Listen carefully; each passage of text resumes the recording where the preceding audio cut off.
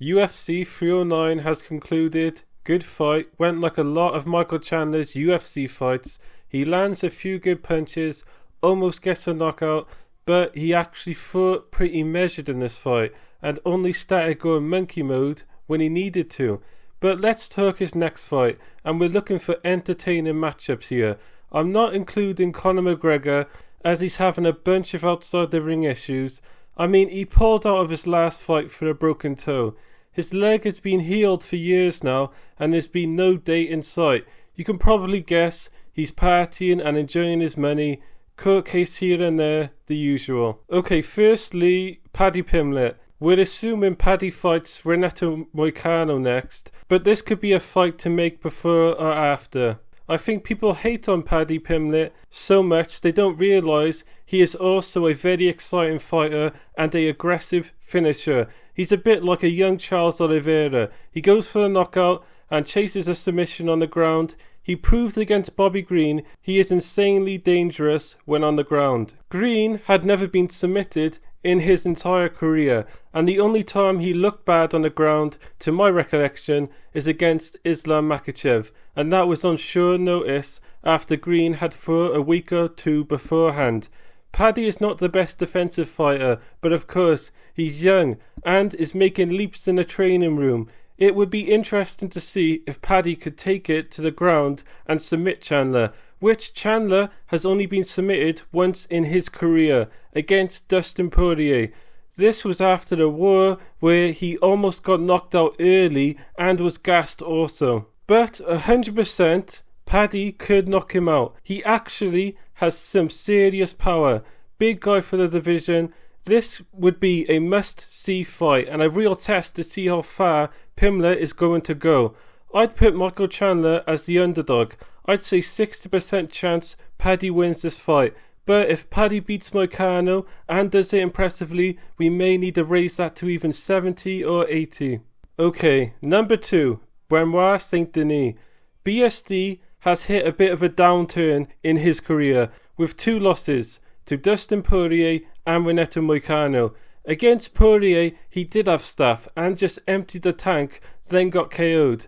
Against Moicano, he got taken down and hit with very brutal elbows that opened up his face badly, forcing a stoppage. He's young though, only started training MMA a few years ago, although I believe he did judo as a young kid. But still, if he's UFC level now, you can only presume he's going to keep leveling up year after year. I'm not putting BSD in a no good category until further notice. Against Chandler, I think they'd both bite down on the mouthpiece and swing. The grappling would be interesting. Will we finally see that grappling of Chandler come to good use? I'm expecting BSD to have the cardio advantage.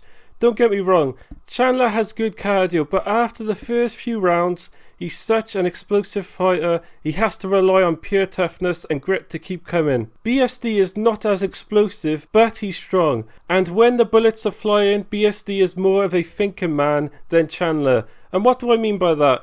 Is that when things get heated, Chandler will start swinging that big right hand over and over, looking for the get out of jail free card. BSD is trying to create and find holes still, like he may see a head kick or a body kick. He's not single-minded in these moments. I think that really gives BSD the advantage in this bout. But now, Chandler seems to always hit and hurt people, but they're able to tough it out except for Hooker and Ferguson so far. Chandler is on a 3-fight loss streak now. It's like rolling the dice every time he gets in there, right? If we're looking at chances, we're overdue for Chandler to land that big punch but actually knock someone out this time. I mean, that makes sense. This is a 50-50 fight, could go either way, depends on who finds that big finish. Number 3, Dan Hooker. Are we ready for a Dan Hooker rematch? Hooker had just came off a war with Dustin Poirier before Chandler, where he took a hellacious amount of damage in the last few rounds. One of the best fights ever, and both showed their toughness. That could have weakened Dan Hooker's punch resistance.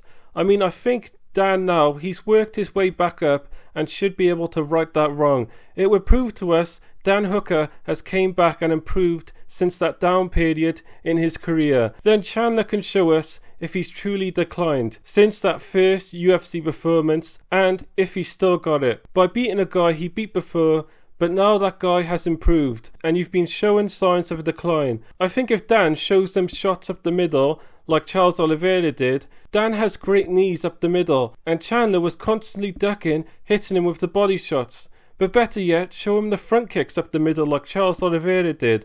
That could nullify the tactic Chandler used of hitting the body, then coming up over the top. But Dan Hooker relies on his chin a lot. Chandler could KO him again, but Chandler needs to do that quickly, as Dan Hooker has great cardio. I'll give this 60% in favour of Chandler. It depends on if Dan could make the adjustments, or if he falls into the same traps that got him hurt in the first fight. He's still a very hard guy to KO though. Okay, lastly, Renato Moicano.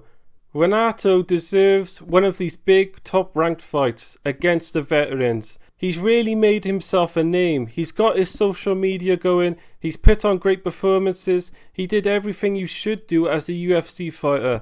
It's dangerous in the early rounds. Renato can be quite slow and plodding, but I can see him using that Charles Oliveira game plan. Renato doesn't have quite the same striking and power, but he's a complete leech on the ground with vicious ground and pound. He also has great cardio. We've seen him in 5-round wars, a good fight for Renato, and then Chandler can prove himself against a young guy if he wins. I give this 80% favour of Renato. I think he has the style to beat Chandler, and Chandler is going to have trouble trying to win this fight. Anyway, these are my thoughts. Tell me your ideas in the comments.